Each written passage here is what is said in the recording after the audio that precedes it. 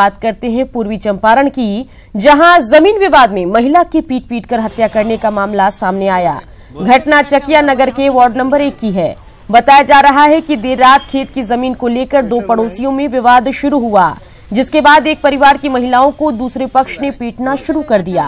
पिटाई से एक महिला की मौत हो गई। दरअसल दो पड़ोसियों में 4.5 कट्ठा जमीन पर विगत कई वर्षों से विवाद चल रहा था। महिला के पति ने 7 लोगों के खिलाफ नामजद मामला दर्ज कराया है। पुलिस ने शव को जब्त कर पोस्टमार्टम के लिए सदर अस्पताल भेज दिया है। लड़ाई हुआ। कौन किससे लड़ाई हुआ है? ऊपर मोते घर से। कौन चीज से मारी है? हम तो वहाँ थे नहीं, लेकिन वहीं पर लड़ाई हुई है। तो मारी है वो लोग, तो आते आते घर पर। तो कब पता चला है आपको कि आपकी बीवी का हत्या हो गया? तुरंत हम घर ही पर थे, उधर से आई तो आते आते तब तो। दहेज के खिलाफ भले ही सख्त कानून हो, लेकिन दहेज दानुओं पर इसका कोई असर नहीं होता दिख रहा है। दानापुर से एक ऐसी खबर है जो दहेज के लोभियों की करतूत को दिखा रही है। रिपोर्ट देखिए।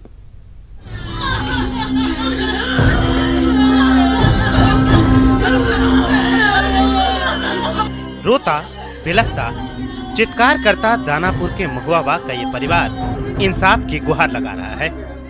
ये परिवार दहेज दानवों का शिकार है। चंद रुपयों की खातिर इस परिवार की बिटिया रानी को दहेज दानवों ने फांसी लगाकर मार डाला। हत्या के 3 दिन बीत चुके हैं, लेकिन परिवार के आंसू नहीं थम रहे। बताया जा रहा है कि रानी की शादी गौरीचक के रहने वाले संजीत के साथ हुई थी। शादी के बाद से ही हर बार कुछ नई मांग की जा रही थी और पूरा भी कर रहे थे, लेकिन एक साथ 2 लाख रुपए की मांग की गई और नहीं देने पर हत्या कर दी गई। दुबरा दे दिली यार, दुबरा पैसा दे दिली। एक बार 15,000, एक बार 5,000, फिर 2 लाख रुपया मांगे लग। बाबू ने हम पैसा न आल तो न दिली हम पैसा।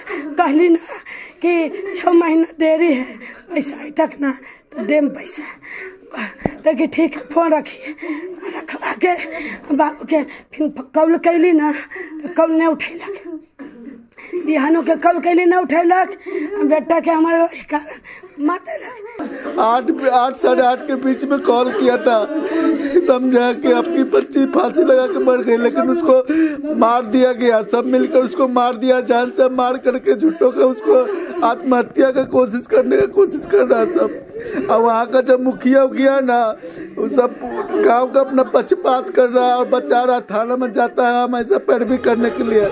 हत्या के बाद से सास, ससुर, देवर सहित सभी ससुराल वाले फरार हैं। वहीं पुलिस अब तक एक भी आरोपी को नहीं पकड़ पाई है। मृतका की एक बेटी है जो बेबसी के आलम में है। परिवार दोषियों को कड़ी से कड़ी सजा दिलाने की मांग कर रहा है। केस को गुमराह कर रहा है और पुलिस मदद कर रही है। हाँ, पुलिस में वहाँ का मुखिया दबाव बना के केस को पलटना चाह रहा है। इसलिए सर उसको कड़ी से कड़ी सजा दिलवाइए।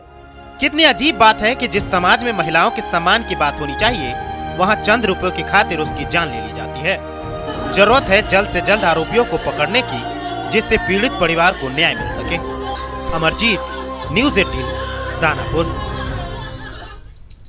आरा में बाइक सवार अपराधियों ने एक स्वर्ण व्यवसायी को गोली मार दी। घायल हालत में उसे सदर अस्पताल में भर्ती कराया गया, जिसके बाद पटना रेफर किया गया। घटना नगर थाना इलाके के सिंडिकेट मोड़ के पास की है। वारदात के बाद इलाके में अफरा तफरी मच गई। जख्मी स्वर्ण व्यवसायी का नाम संदीप कुमार है।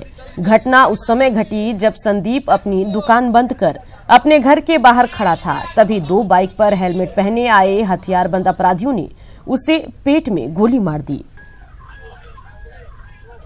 सिंडिकेट को ये दुकान बंद करके अभी आया है, मोटरसाइकिल लगा ही रहा था, तभी गोली का आवाज आया। हम लोग दौड़े तो आके कह रहा है कि भैया देखो ना, गोली मार के भाग गई लंसन। बस इतना ही हम लोग जान रहे हैं। अभी कहाँ लगे आप लोग? हम लोग अभी पटना सगुना मोड़ के पास हाईटेक हॉस्पिटल। मधुबनी में आबकारी विभाग ने विदेशी और देसी शराब की बड़ी खेप बरामद की। साथ ही 2 कारोबारी को भी गिरफ्तार किया। शराब की इस बड़ी खेप को होली के त्योहार पर खपाने की तैयारी थी। तस्करों ने शराब को आम के बगीचे में छिपाकर रखा था। खजौली थाना इलाके में भी आबकारी विभाग की दबिश में 657 बोतल देसी शराब बरामद हुआ है। कि माफियाओं द्वारा अवैध रूप से शराब का भंडारण किया जा रहा है और इसके आलोक में आज एयरपोर्ट के बगल में गाछी में छापेमारी की गई, जिसमें लगभग 380 लीटर विदेशी शराब और 270 लीटर देसी शराब की बरामदगी हुई है। इसमें एक व्यक्ति की गिरफ्तारी हुई है और भी लोगों का जांच पड़ताल किया जाए। सिवान के मैरवा में अवैध रूप से चल रहे नर्सिंग होम और डॉक्टरों के यहां मेडिकल टीम ने छापेमारी की।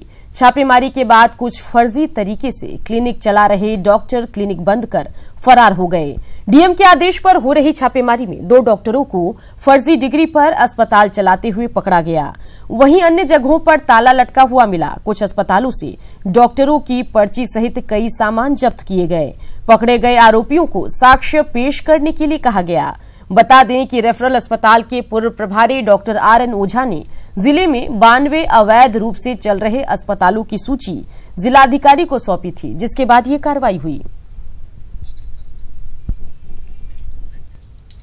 पटना सिटी के चौक थाना क्षेत्र के शिकारपुर में एक घर में गैस सिलेंडर में आग लग गई, जिससे पति पत्नी गंभीर रूप से झुलस गए। घायल दंपति को इलाज के लिए एनएमसीएच में भर्ती कराया गया। पति की हालत गंभीर है, वहीं पत्नी की स्थिति खतरे से बाहर है।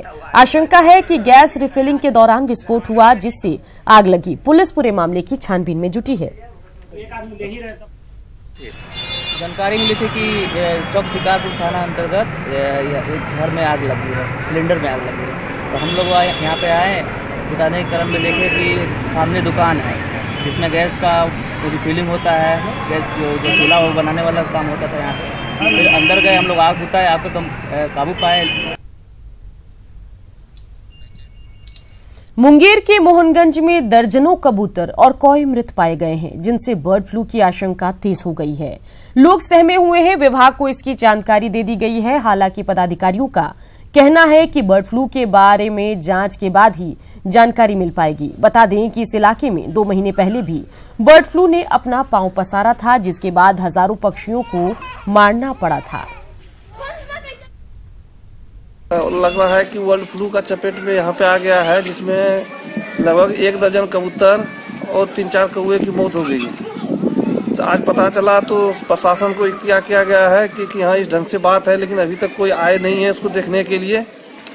तो जो है ना ग्रामीण लोग दहशत में हैं।